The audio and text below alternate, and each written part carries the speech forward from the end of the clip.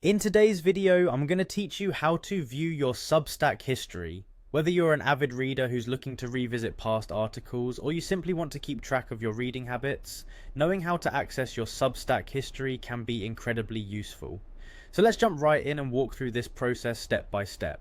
First, to get started, you'll want to log into your Substack account. This is the necessary first step because your personal reading history is tied to your individual account. So go ahead and enter your login details. Once you're in, the rest is smooth sailing. Next, take a look at the bottom left corner of your screen. Here you'll find your profile picture. Go ahead and click on it. This small but important action will pull up a menu that's central to navigating your account settings and personal information. Once you click your profile picture, you'll see a list of options. Among these, you'll want to look for and select the option labeled History. This will be the gateway to viewing everything you've read. Selecting History brings you into a dedicated section that lists your reading activity. Now, with just those few steps, you've reached your goal.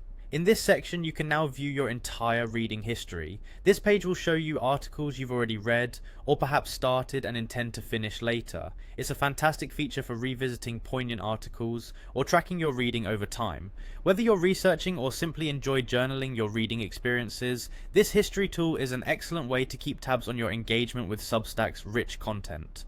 While exploring your history, keep in mind that it offers a snapshot of your Substack experience. If you find something particularly interesting, you might wish to bookmark it for easy access later. And if you're using this feature as part of a broader research project, or simply keeping tabs on your reading, remember that organizing your findings can save you a lot of time in the future. And there you have it, a simple, straightforward method to view your Substack history. As you utilize this feature more often, you'll find it becomes an important part of managing your reading habits on the platform. Don't forget to check back in regularly to keep track of your past readings and rediscover articles that hold valuable insights. I hope you found this walkthrough helpful. If you did, feel free to share it with others who might benefit from mastering their reading history on Substack. Thank you for tuning in and happy reading.